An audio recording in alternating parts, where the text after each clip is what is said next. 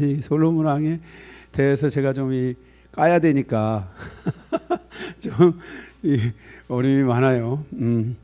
솔로몬 오늘 열왕기상 9장을 통해 솔로몬 왕의 기도에 대한 하나님의 응답과 솔로몬의 불의에 대해서 같이 제목으로 남은 말씀을 나누도록 하겠습니다. 오늘 말씀을 서론의 말씀을 좀 보고 본론의 말씀으로 가서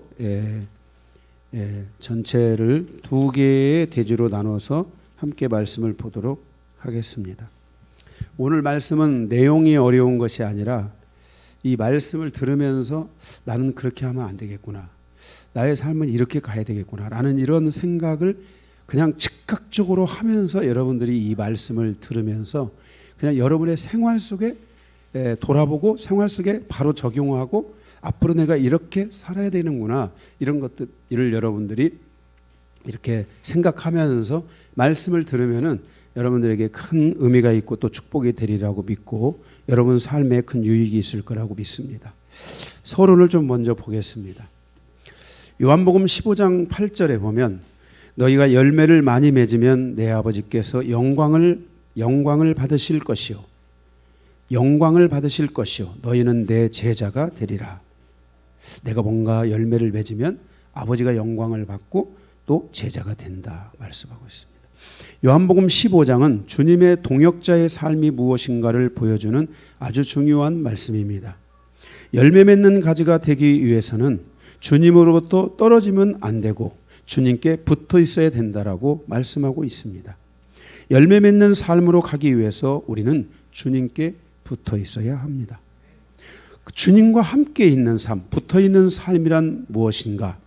2절 요한복음 15장 2절 3절에 보면은 내가 이미 너희를 깨끗하게 하였으니, 그러니까 주님이 우리를 상대하실 때 이미 우리를 다 치유하시고 회복해서 우리를 깨끗하게 다 하셨다는 겁니다. 그러므로 4절 내 안에 거하라. 주님 안에 거하라. 주님 안에 거하는 것은 무엇인가? 요한복음 15장 9절에 보면 아버지께서 나를 사랑하신 것 같이 나도 너희를 사랑하였으니 나의 사랑 안에 거하라. 주님의 사랑 안에 거하라는 것입니다. 주님의 사랑 안에 거하는 것은 무엇인가? 10절에 요한복음 15장 10절에 말씀하시기를 내가 아버지의 계명을 지켜, 구약의 모든 말씀을 누가 지켰어요? 예수님이 지키신 거죠. 지켜. 구약의 모든 말씀이라고 하면 뭐가 뭘까요? 지금까지 우리가 오면서 미츠와와 미슈파트, 그죠? 하나님을 사랑하는 것과 내 이웃을 내 몸과 같이 사랑하는 것이, 그것이 구약의 계명입니다. 하나님의 모든 말씀에, 구약의 모든 말씀은 그 안에 들어있는 거고 신약의 모든 말씀도 그 안에 뭐예요? 들어있다라는 것을 해석해 주신 거죠. 이해가 되셨습니까? 그래서 그의 사랑 안에 거하는 것 같이 너희도 내 계명을 지키면 내 사랑 안에 거하리라 그랬어요. 그러니까 뭐예요? 주님의 계명을 지키면, 하나님을 사랑하고 내 이웃을 내 몸과 같이 사랑하라는 이 계명을 지키면 내 안에 거하게 되는 것이다. 즉 주님의 계명을 지키는 자는 누구 안에 거한다? 주님 안에 거한다라고 말씀하고 있습니다. 그러면 주님의 계명이란 무엇인가? 그것은 요한일서 3장에 우리에게 명확하게 말씀하고 있는데, 형제들에 대해서 미워하는 죄나 미혹하는 죄를 범하지 않는 것이다 라고 말씀하고 있습니다. 그래서 하나님을 사랑하고 형제를 사랑하는 삶을 사는 것이다. 그래서 요한일서 3장 8절에 보면은 형제를 미혹하는 자나, 형제를 미워하거나 형제를 미혹하는 자는, 다시 말해서 그 계명을 어기는 자는, 이 말입니다.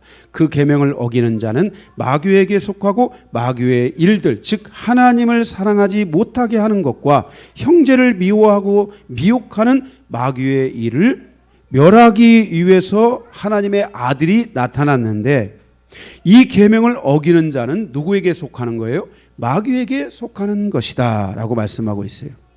3장 요한일서 3장 9절에서는 하나님께로부터 난 자는 하나님의 계명을 어기지 않는다고 말씀했어요. 10절에 보면은 마귀의 자녀는 하나님의 계명을 어기고 하나님의 자녀들은 하나님의 계명을 어기지 않는다고 말씀했어요. 이 말은 무슨 말이에요? 형제를 미워하거나 형제를 미혹시키는 일을 하지 않는다는 거예요.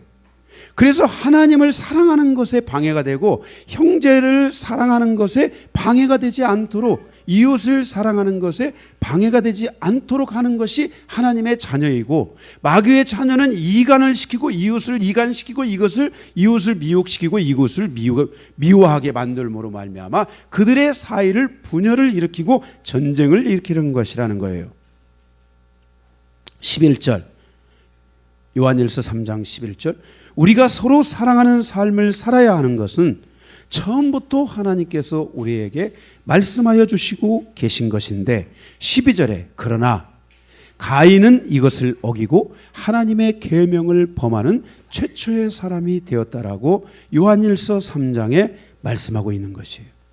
그래야 주님의 계명이란 첫째 하나님을 사랑하고 둘째 내 이웃을 내 몸과 같이 사랑하는 것이다. 요한복음 15장 11절로 다시 돌아와 보서 보면은 내가 이것을 너희에게 이름은, 이 계명을 너희에게 이른 것은 내 기쁨이 너희 안에 있어 너희 기쁨을 충만하게 하려 함이라 그랬습니다. 형제간에 서로 사랑함으로 주 안에서 붙어 있게 되고 그 안에 거하게 되고 그의 계명을 지키는 삶을 살게 되는 것입니다. 그로 인하여 하나님의 기쁨이 우리 안에 있게 되고 그는 때를 따라 많은 열매를 거둬서 하나님께 영광이 되는 삶을 살게 될 뿐만 아니라 주님의 제자로서의 삶을 살게 된다라고 성경에 말씀하고 있습니다.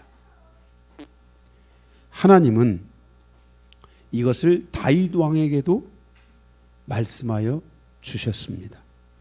다윗은 작은 자 하나까지도 소홀함이 없었고 애굽에 있는 자나 그 주변에 주위에서 온 소년이건 누구건 할 것 없이 그들에게 하나님의 사랑, 이웃 사랑을 베풀어 주었고 이웃에게 고통과 아픔을 준 왕으로서 살지 않고 그들의 말을 믿고 신뢰하고 또 이웃 나라에 있는 좋은 장수들을 데려다가 나라를 지키고 나라를 세워가는 그 일에 사용하고 그들에게 기회를 주는 그러한 하나님 아버지의 마음을 가진 따뜻한 왕이었습니다.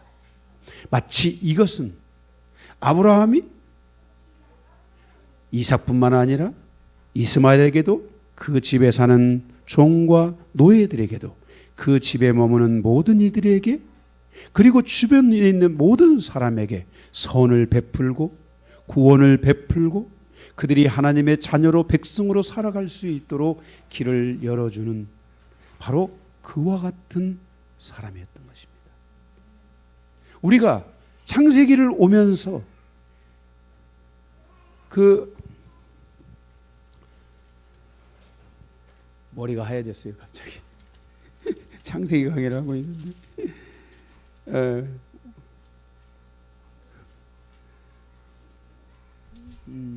그 누구죠? 그게 9장인가? 10장이야 9장이야. 나와라 나와. 빨리 나오세요. 저기 그 아브라함의 조상이었던 아르박삭은 그죠? 셀라를 낳고 셀레는 에벨을 낳았고 에벨은 두 아들이 있었는데 하나의 아들은 셈족을 믿음의 조상으로 세워가는 그 일에 정말 최선을 다했고 그 작은 아들은 욕단인데 그들은 이방인에게까지도 와서 하나님의 복음을 전하는 의인으로서의 삶을 살게 되었다라고 성경은 우리에게 말씀하여 주고 있다 이 말씀이에요. 아브라함이 살았던 이러한 삶과 같이 다윗의 시대는 바로 그와 같은 삶을 성취하고 이루는 시대로서 하나님이 기뻐하시고 소망했던 시대였습니다. 제가 시편 강해를 하면서 그랬죠. 시편 강해도 우리가 이제 중간편 또 한번 해야 되는데 1편 하면서 42편까지인가 하면서 다윗 왕은 하나님의 통치와 하나님의 말씀의 다스림을 자기뿐만 아니라 모든 시대에 그대로 가져다 준 위대한 왕이었다. 그래서 다윗의 시대야말로 그 다윗의 주변의 국가들이 다 하나님의 은혜를 누리고 태평성대를 이루고 하나님의 놀라운 축복을 이루는 시대를 살았다고 제가 강의했어요, 안 했어요? 했지요. 이렇게 하나님을 사랑하고 내 이웃을 내 몸과 같이 사랑하라는 이 말씀을 지켜온 분이 다윗 왕이었는데, 하나님은 동일하게 솔로몬 왕에게도 오늘 본문에 다시 명하고 있습니다. 오늘 본문에 하나님이 다시 나타나셨습니다. 그래서 다시 말씀하십니다. 솔로몬 왕의 기도에 대한 하나님의 응답, 즉 하나님의 반응은 무엇인가? 우리가 그것을 오늘 함께 살펴보면서 많은 은혜를 받기를 원합니다. 할렐루야. 말씀이 하나도 어렵지 않습니다. 말씀을 이렇게 즉각 적용하고 하시면 되겠습니다. 첫 번째 1번입니다. 1번, 솔로몬 왕의 기도에 대한 하나님의 응답에 대해서 보겠습니다. 1절에서 9절입니다. 이 내용은 크게 두 가지로 딱 나눠져 있습니다. 하나도 어렵지 않습니다. 성경은 어려워요, 안 어려워요? 하나도 안 어려워요. 여러분들이 너무 어렵지 않아서 어떤 때는 말씀이 반복되는 것을 쉽게 느낄 수도 있어요. 네. 자, 거기 1절에 보면 솔로몬 왕이 성전 건축과 자기 왕궁에 대한 건축을 마쳤을 때 하나님께 나아가 기도를 하고 그의 기도를 듣고 2절 솔로몬 왕에게 하나님이 나타나셨습니다. 3절 너의 국류를 구하는 기도를 들었으니, 솔로몬 왕이 하나님 앞에 기도한 것은 국류를 구하고 은혜를 구하는 기도였다고 제가 지난번에 말씀을 드렸죠. 그 국류를 구하는 기도를 들었으니 너는 하면서 두 가지를 말씀합니다. 뭐라고요?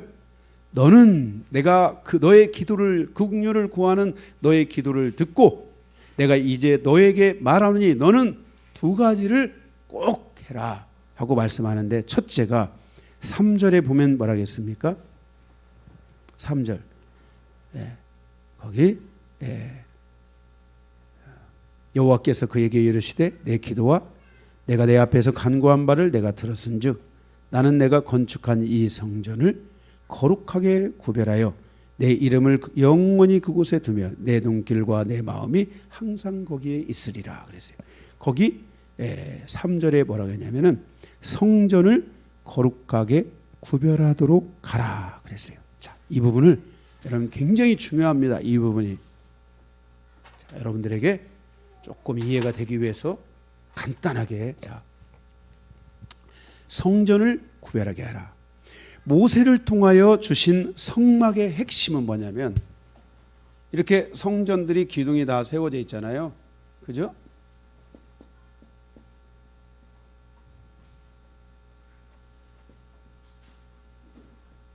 입구고 다 이렇게 연결돼서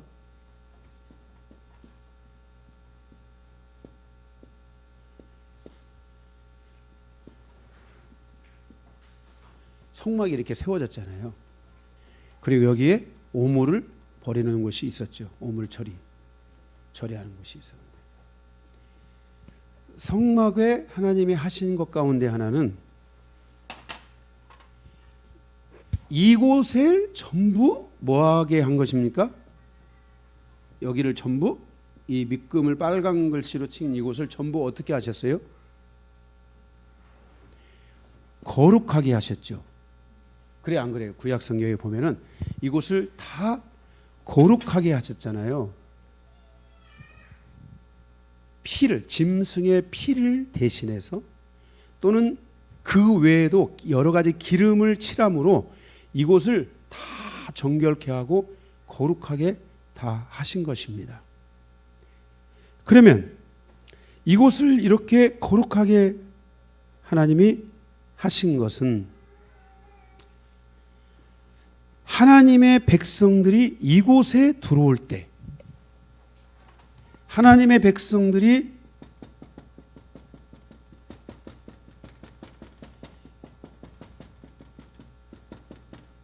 다 뭐 한 마리씩을 다 끌고 왔겠어요? 뭐 하나씩 다 끌고 왔겠죠.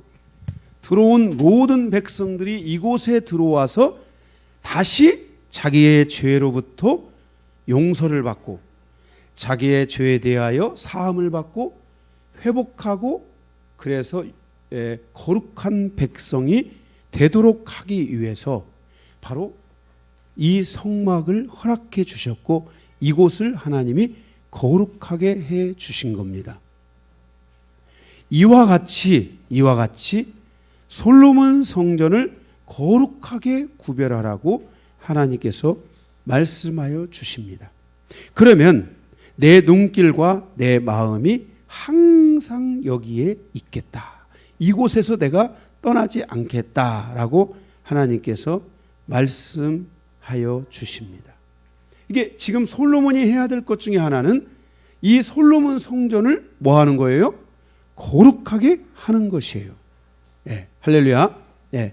둘째 하나님께서 두 번째 하나님이 주신 말씀은 뭐냐면 4절에 보면은 4절에 뭐라 하겠습니까? 내가 만일 내 아버지 다윗의 행함같이 내 마음을 온전히 하고 바르게 하여 내 앞에서 행하면 내가 내게 명령한 대로 온갖 일에 순종하여 내 법도와 율례를 지키면 그랬어요. 뭐라고요? 내 법도와 율례를 지키면 6절에도 만일 너희가 너희 자손이 아주 돌아서서 나를 따르지 아니하며 내가 너희 앞에 둔 나의 계명과 법도를 지키지 아니하고 가서 다른 신을 섬기면 그랬어요. 그러니까 뭘 하라는 거예요? 하나님께서요? 이스라엘 백성 이 솔로몬 왕에게 뭘 하라는 거예요? 예? 예. 너희 아버지 다윗처럼 너도 하나님의 말씀과 그 말씀에 순종하여 믿음의 길을 열고 하나님을 사랑하고 이루는 그리고 뭐예요? 아래는 미슈파트 내 이웃에게 합당한 판결과 합당한 통치를 열어라. 그리하면 내가 다윗에게 준 모든 것을 지키겠다라고 말씀하고 있어요. 그러면 한번 봅시다. 솔로몬 왕이 여기 몇 절입니까? 그런 장면. 여기 25절 보면은 솔로몬이 여호와를 위하여 쌓은 제단 위에 해마다 3번씩 번제와 감사의 제물을 드리고 또 여호와 앞에 있는 제단에 분향하니라. 이에 성전 짓는 일을 마치니라 그랬어요. 그러니까 솔로몬 왕은 하나님을 사랑했죠. 그죠? 하나님을 사랑했어요, 안 사랑했어요? 나름대로 하나님을 사랑했어요. 그런데 성경은 뭐라고 했어요?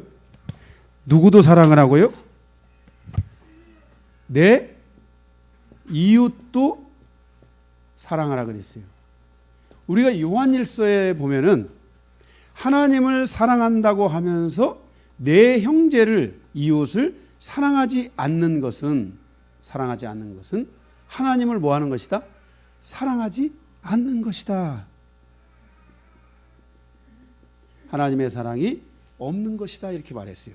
그러니까 하나님을 사랑하는 사람은 내 이웃을 사랑해야 되고, 그죠? 내 이웃을 사랑할 줄 아는 사람은 하나님을 사랑할 줄 아는 사람이다라는 거예요.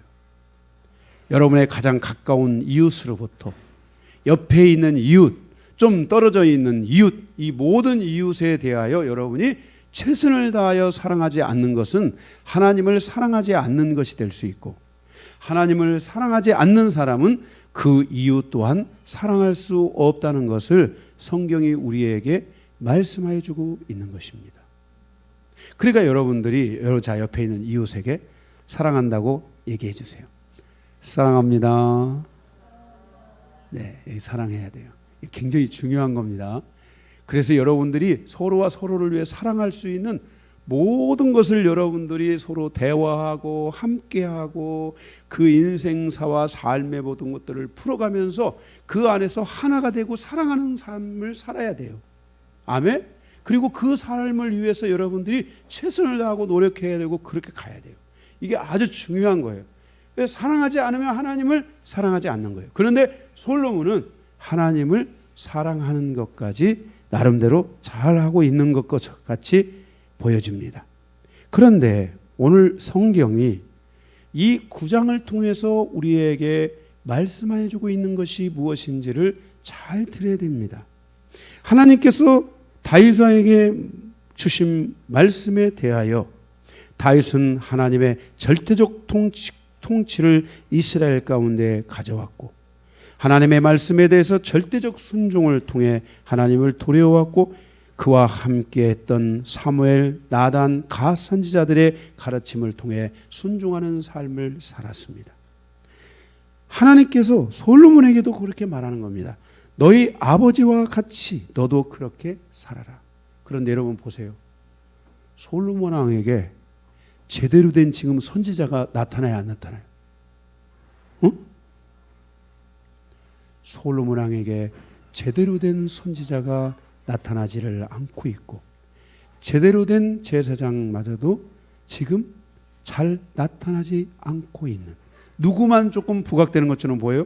솔로몬 왕의 지혜만 좀 부각되는. 이따가 이제 솔로몬 왕의 지혜적인 부분들도 좀 다음에 아마 나오지 않을까 생각은 하지만은 솔로몬 왕의 시대에 이렇게 영적인 부분들이 제대로 풀어지지 않고 있다는 것을 우리는 알 수 있습니다.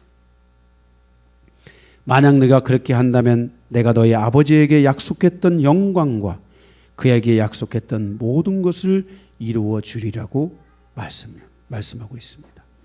하나님의 약속은 그때나 지금이나 똑같습니다. 성도의 신앙에서 하나님께 대한 마음과 시선이 멀어지지 않도록 집중해야 합니다. 나에게 가장 가까운 이웃부터 모든 이웃에 대해서 믿음과 사랑을 통해서 나의 이웃이 진리에 대하여 미혹되지 않도록 지켜주고 오직 주님의 사랑으로 이끌어줄 수 있어야 합니다. 요한일서 4장 6절의 말씀처럼 사단은 오늘 또 진리에 대해서 나를 미혹하려고 속삭입니다.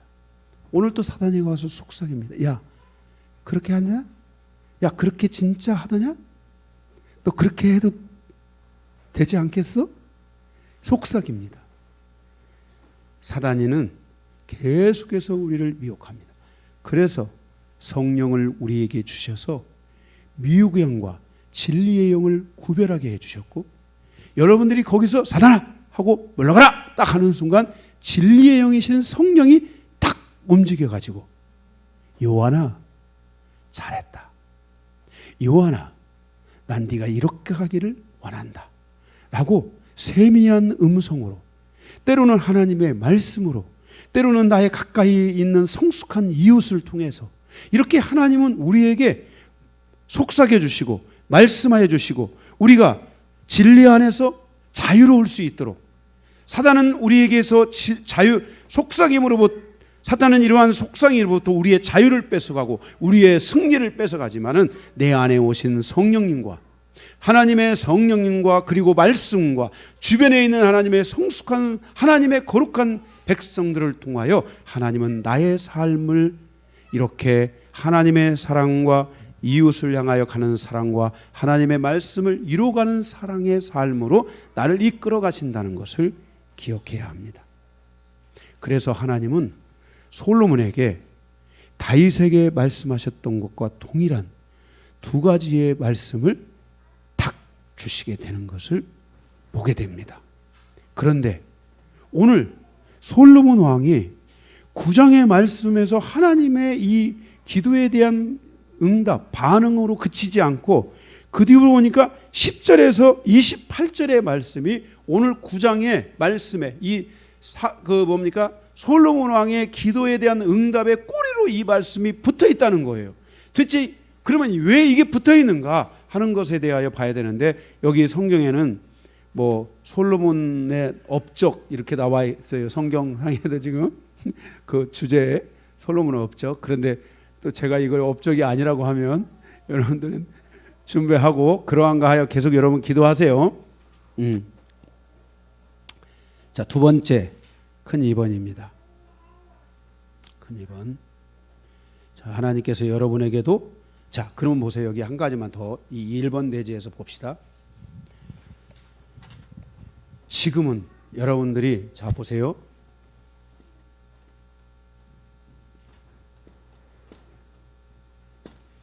지금은 우리 모든 성도들은 이들이 가져왔던 모든 짐승 대신 예수 그리스도께서 우리의 모든 화목 제물이 되셨고 죄를 속하는 속건제와 속죄제에 대한 모든 제물이 되어주셨습니다. 아멘. 그러므로 우리는 이들이 이곳에 들어가서 거룩함을 얻은 것처럼 여러분들은 매일매일 순간순간에 계속해서 주님의 보혈을 의지하고 보혈을 붙잡고 여러분들이 진짜 뭐라고 할까? 생각마저도 그냥 기침만 나와도 주님의 보혈로 덮어달라고 하고 주님의 보혈로 정결케 해달라고 하고, 왜냐하면 여러분 안에 보혈의 주체이신 성령이 계시기 때문에 여러분의 안에 여러분이 예수 그리스도의 보혈을 믿음으로 말미암아서 여러분 안에 성령이 오셨단 말이에요. 그 성령이 오셔서 여러분에게 보혈을 증거해 주시고 예수의 피를 증거해 주시고 있단 말이에요. 그래서 여러분들이 날마다 여러분들이 보혈에 의지하고 하나님의 보혈에 따라서 가고자 하는 이 마음이 있을 때 여러분은 살아있는 성전이 되는 거예요. 살아있는 성전. 예? 아멘? 여러분이 살아있는 성전이 되는 거야. 그래서 여러분 안에는 진짜 여러분 가문의 피만 흘려야 되는 게 아니라 예수의 피가 여러분 안에 항상 흘려야 돼. 이게 바로 제가 저를 통해서 하나님이 말씀해 주셨던 갈라디아서의 순수 복음의 핵심인 거예요. 응? 제가 갈라디아서의 말씀을 사람으로 말하면 뭐가 같다겠어요? 피와 같다겠잖아요. 피. 응? 사람의 피가 멈추면 죽어요. 사람의 피가 탁해지면 문제가 많이 있는 거예요. 응? 예. 저도 요즘 침 맞으러 좀 가는데 제 피가 좀 많이 탁해져 있더라고요. 그런데 계속 혈액순환을 하고 그분이 그래요. 새싹보리 같은 거 많이 먹고 피를 맑게 해주는 거 많이 먹고 그리고 계속 피가 원활하게 돌아가도록 하면서 이 자발적으로 이렇게 뭐예요? 피가 회전이 빨라지게 되고 피가 또 깨끗해지게 되고 이런 작업을 계속 해야 된대요. 그래야 건강해지는 거래요. 예. 그래서 저도 지금 막 계속 막힐 법한 곳, 막혀있는 가장 핵심적인 곳 이런 것에 막 대침 이만한 거, 다른 침에 한 굵기가 한 5배 되는 거 그걸로 쿡쿡쿡 찔러가지고 사혈도 해주고 이렇게 하고 있거든요. 응? 예. 이렇게 피가 중요한 것처럼 여러분들의 성도에게 있어서는 예수의 피가 어마어마하게 중요한 거야. 이 예수의 피를 여러분들이 붙잡는 순간 여러분은 거룩해지는 거야. 그래서 여러분들이 예수의 피는 그냥 구원받을 때 한 번 필요한 게 아닌 거야. 여러분들의 삶이 하나님과의 이 죄 사함뿐만 아니라 하나님과의 화목의 관계를 향하여 가는 모든 데에 있어서도 예수의 피가 절대적이고 아주 중요한 거야. 여러분이 예수 피 하는 순간에 여러분 안에 계신 내 성령님께서 예수 피 할렐루야 하고 속에서 막 움직이는 거야. 성령님이. 그래 여러분들이 계속 예수 피 아멘. 자 우리 한번 합시다. 여러분 예수 피 그렇지. 예수 피로 살아가야 되는 거야. 우리는 이 예수 피의 산 증인이 돼야 되고 예수 피로 말미암아 항상 충만해야 되고 그래서 여러분들의 영혼이 자유로워야 돼. 사단이가 여러분을 틈탈 수 없도록 만들어야 돼. 여러분의 인생 사이에 어디가 구멍이 나도 예수 피로 딱 메꿔야 돼. 옛날에는 우리가 그런 거 했잖아. 세력 차단, 공격 봉쇄 그리고 마지막에 뭐였어요? 예수 피로 덮어주세요. 이거 이 방송 다 나가는 건데 이거 우리 그렇게 하고 살았어요. 그만큼 우리는 하나님 예수님의 피를 사모하고 예수의 피가 우리를 구원할 수 있다는 이 믿음을 가지고 산 거예요. 바로 하나님께서 다윗 왕에게 말씀하셨던 것. 그래서 다윗 왕 시대에는 제사장들이 살아나기 시작했고 누가 살아났어요? 선지자들이 살아나고. 그래서 다윗 왕 시대에는 사무엘 선지자, 나단 선지자, 갓 선지자와 같은 이런 선지자들이 다 세워지고 그들이 다윗에게 가서 말할 때 다윗이 그 말에 순종하여 하나님의 뜻을 따라서 가는 놀라운 일들이 일어났던 거예요. 이와 같은 시대를 솔로몬에게 열도록 권한 거예요. 아멘? 네. 이해가 되십니까? 네. 우리도 이러한 삶을 향해서 계속 가야 될 줄로 믿습니다. 자, 두 번째.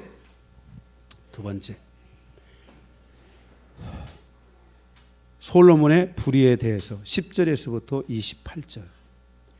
자, 솔로몬 성전을 거룩하게 했고, 두 번째 내용은 뭐냐면, 하나님의 말씀을 따라서 하나님을 사랑하고, 또 하나는 뭐였어요? 내 이웃을 사랑하라는 뮤시파트를 반드시 지켜야 된다라고 말씀했는데, 두 번째 대지의 내용은 뭐냐면은 뮤시파트에 대한 구멍이 생긴 거예요.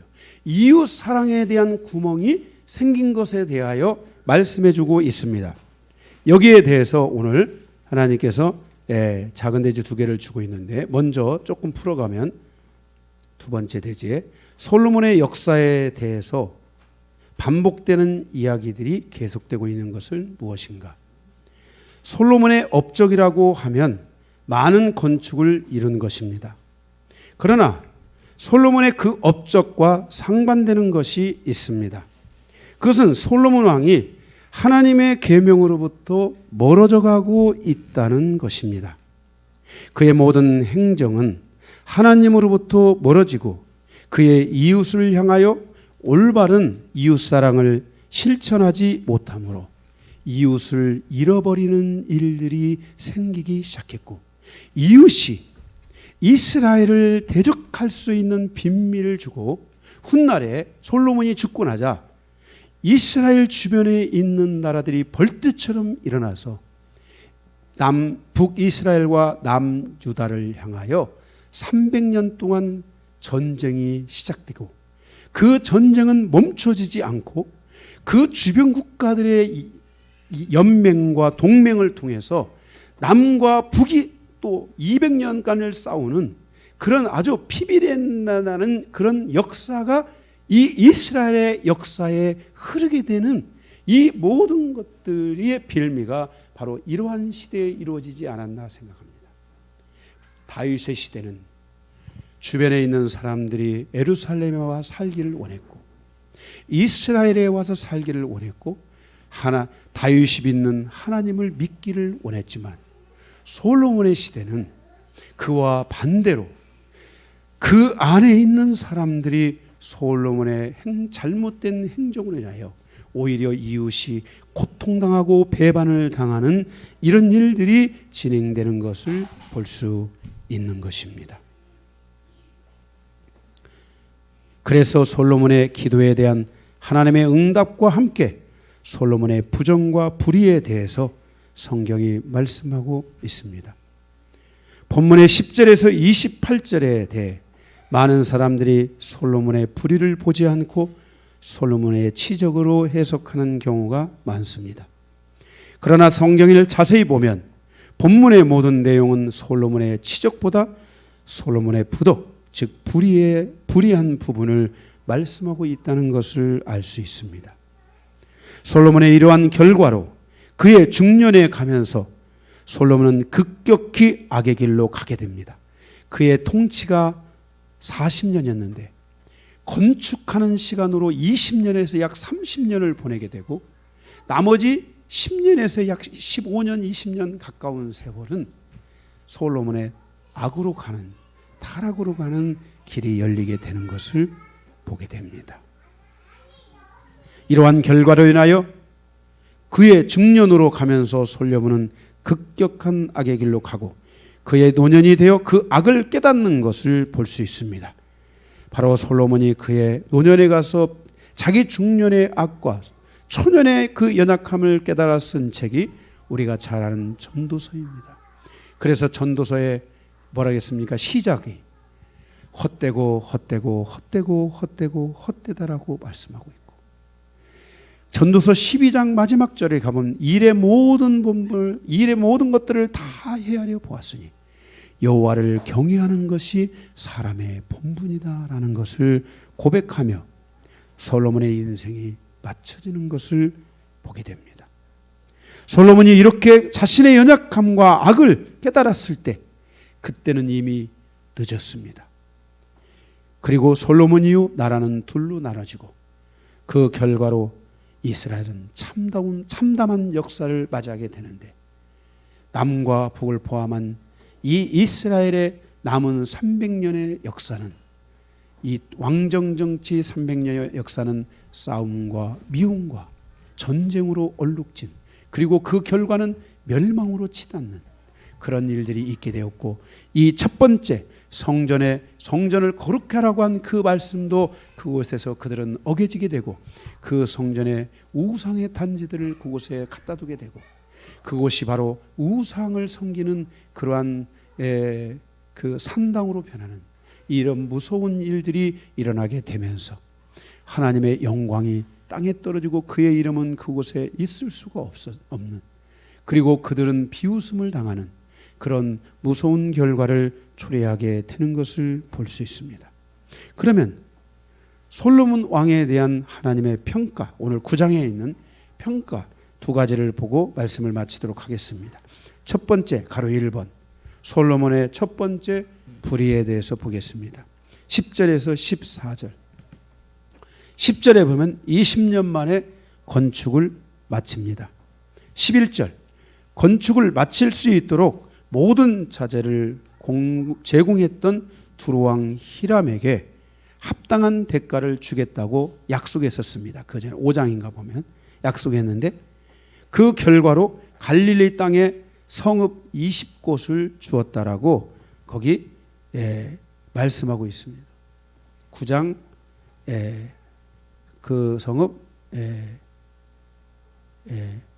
11절에 성읍 20곳을 주었는데, 거기에 대하여 히람 왕이 가서 보고 13절에 이르기를 내 형제여 내게 준 이 성읍들이 이러한가 하고 이름하여 가불 땅이라 하였더니 그 이름이 오늘까지 이르느니라. 히람이 솔로몬 왕에게 바친 금이 120달란트나 됐다. 그렇게 나와 있어요. 그죠? 예.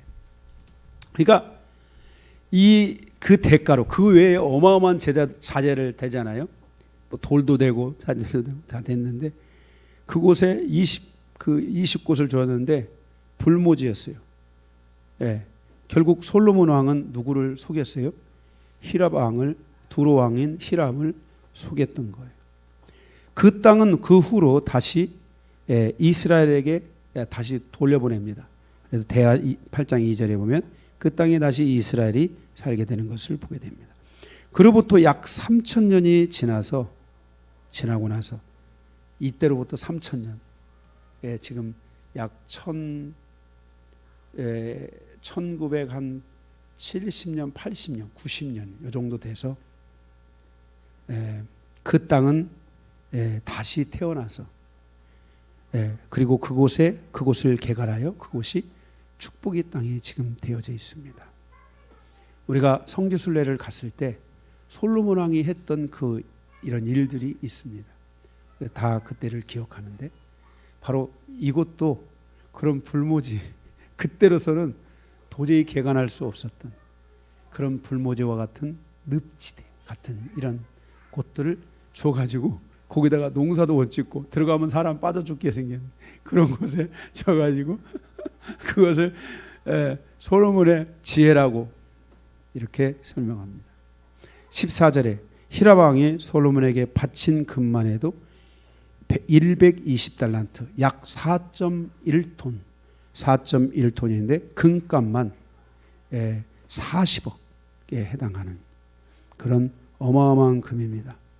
솔로몬 왕은 자신의 힘을 이용하여 이웃 나라들로부터 모든 금과 건축 자재를 공급받고 결국 이웃에게 부당한 방법을 사용합니다. 우리는 이것을 솔로몬의 지혜로 해석할 수 있는 것인지 질문해 보아야 합니다.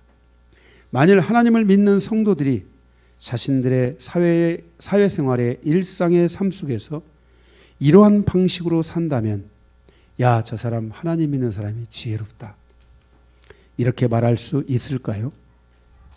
이것은 하나님의 지혜도 인간의 보편적인 인격도 아닙니다. 하나님은 이원론의 하나님이 아니라 하나님은 이론론의 하나님이라는 것을 기억해야 한다는 것입니다.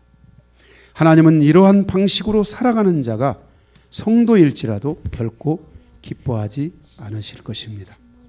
결국 성도는 이러한 방식을 통해 하나님의 이름이 땅에 밟히는 일들을 삼가야 된다는 것을 기억해야 합니다. 하나님의 사람은 성도를 고통과 고난의 삶으로 인도하는 자가 아니라 하나님의 은혜와 축복으로 인도하여 그들이 평생을 다해서 하나님을 사랑하고 이웃을 사랑하며 살 수 있도록 그 길을 열어주고 이끌어 줘야 하는 것입니다. 만일 하나님께서 그들의 삶에 그렇게 인도하셨는데도 불구하고 그들이 하나님을 배반하고 이웃을 사랑하지 않는다면, 그리고 우상 숭배에 빠진다면 그들에 대한 하나님의 심판이 있다는 것을 우리는 기억해야만 하는 것입니다. 솔로몬 왕의 이것은 바로 업적이 아니라 솔로몬 왕의 실정에 해당하는 첫 번째 무서운 실정입니다. 그래서 훗날에 두로와 시돈은 바로 이스라엘을 공격하는 그런 일들이 있고 전쟁에 오랫동안 전쟁에 휘말리는 이런 일들이 있게 되는 것을 보게 됩니다. 두 번째, 솔로몬의 두 번째 불의 15절에서 28절입니다.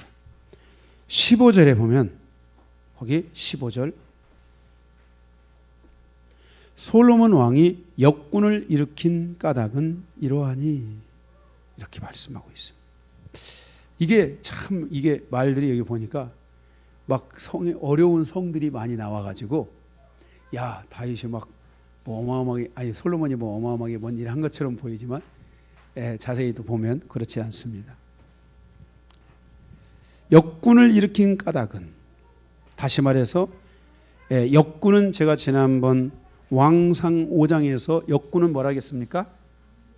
강제 노동자를 20년을 일으킵니다. 이 건축을 위해서 20년이 소요되는데 20년을 일으킵니다. 왕상 5장에서 말씀하셨던 것을 다시 9장에 와서 하나님이 언급을 하고 있습니다. 자신의 화려한 권력과 권세와 힘에 의지하여 이제는 가나안 땅 사람들을 20년 넘게 사지로 몰아넣습니다.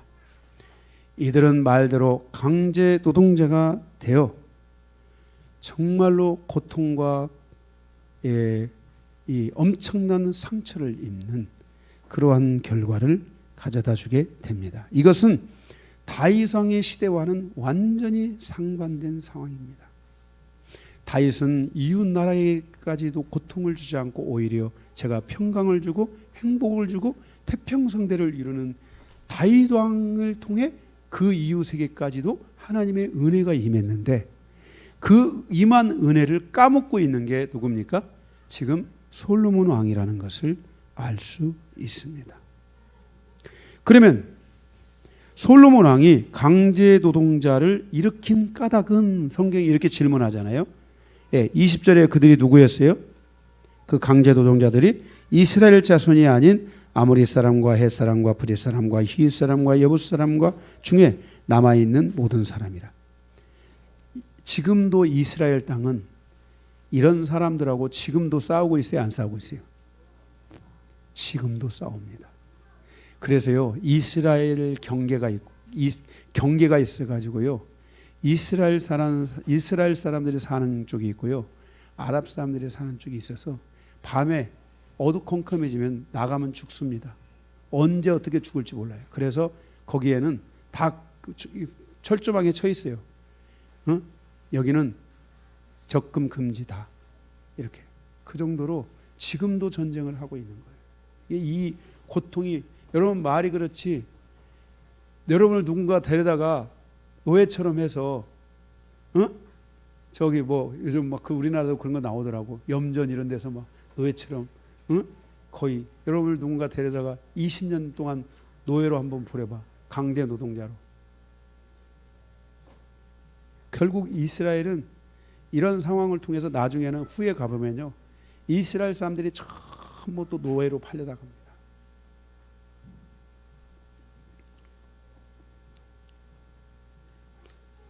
그 까닭은 15절 성전 건축을 위해서. 또 뭐라 했어요? 15절에 계속 봅니다. 자기 왕궁 건축을 위해서, 밀로 건축을 위해서. 이 밀로 건축은 뭐냐면 자기 왕궁을 요새화시키기 위한 건축이에요. 예루살렘 성 건축을 위해서, 하솔 건축을 위해서. 이것은 하솔이라는 것은 이 히람이라는 사람이 왕도 있지만 히람이라는 그 도공이 있잖아요. 그 사람을 중심으로 요새화시키지, 그 지파를 요새화시키기 위해서 건축을 하는데 이 사람들 데려다가 다 그 일을 시키는 겁니다. 묵깃도 건설을 위해서. 우리가 그때 묵깃도를 갔는데 솔로몬 왕의 마을 병거를 훈련시키는 바로 그것이 묵깃도인데, 그 묵깃도 광활한 곳을, 그 마을 훈련, 솔로몬 왕의 마을을 훈련할 수 있는 곳을 위해서 거기다가 건설을 하는 거예요. 근데 이런 사람들 데려다가 다 거기가, 우리 여기 저기 빛나는 자매도 가서 봐서 알겠지만 광활한 곳인데, 진짜 그곳을 그렇게 건설을 하려고 하면은, 그 척박한 곳에서 그러한 건설을 하려고 하면은 진짜 그거는 쉽게 말하면 손이 다 없어야 돼, 손이. 응? 제가 전에 있었던 그 교회에서 어떤 집사님이 곡괭이 있잖아요, 곡괭이. 거기는 돌이 많은 지역이라 곡괭이가 이만하잖아요. 이렇게 생겨가지고. 곡괭이 아세요? 곡괭이 아는 사람?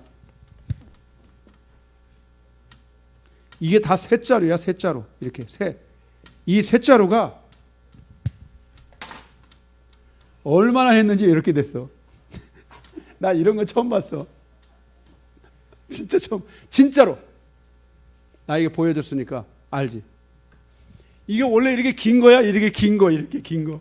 근데 이렇게, 나는 이런 거는 처음 본 거야. 처음. 내 생에 듣도 보도 못했고, 이건 진짜 기네스북에 나와야 될 일이야. 그 새가 다 달아가지고 이만큼 됐으니까. 그 정도로 그보다 더 20년을 더 그렇게 하고 살아야만이 그 곳에 그런 것들을 건설할 수 있는 거예요.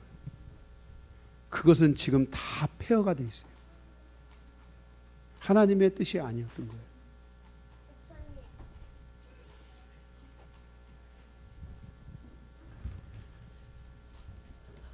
뭐 물어보고 싶은 거 있어? 아니, 지금까지 솔로몬이 지혜로 아주 훌륭한 사람인 줄 알았는데 얘는 그냥 눈물이만.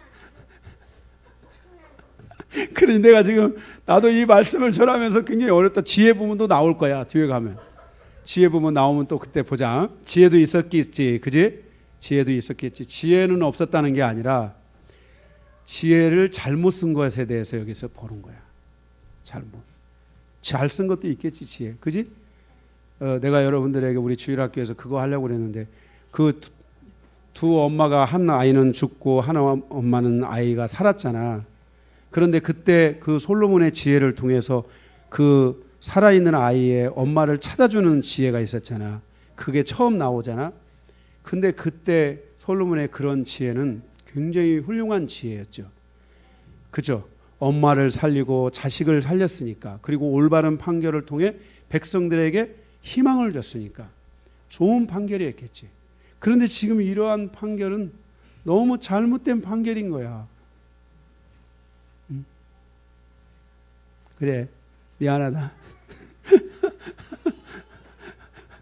아마 여러분들은 다윗 팀은 해도 솔로몬 팀은 안 할 것 같아.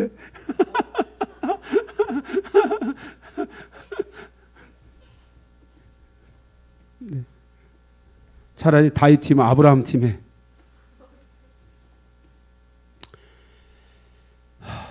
그러니까요. 그 다음에 거기 묵깃도 건설을 위해서, 또 그리고 게셀 건설을 위해서. 이 게셀은 바로의 딸이 지창금으로 가져온 땅인데 그곳을 또 건설을 해가지고 그곳에 또 막 또 요새화해서 또 만듭니다. 그 다음에 17절 벳호론 건설을 위해서, 18절 바알랏, 여자 주인이라는 뜻을 가지고 있죠. 바알랏 건설을 위해서. 이것도 요새화하기 위해서 막, 그러니까 이 솔로몬 왕은 곳곳을 막 다 요새화하기 위해서 자기 나라를 지키려고 했는데 결국은 그게 다 잘못된 그 결과를 가져온 거죠. 결국 오히려 그런 것들이 다 전쟁의 빌미가 되게 되고 이웃에게 고통을 주는, 이웃 나라에게 고통을 주는 결과를 가져와서 결국 이스라엘은 이 솔로몬 시대가 지나가고 나면은 300년이라는 긴 세월 이 외부로부터 이 공격을 받아서 전쟁으로 피비린내 나는 역사를 갖게 됩니다. 쉴 날이 없었어요.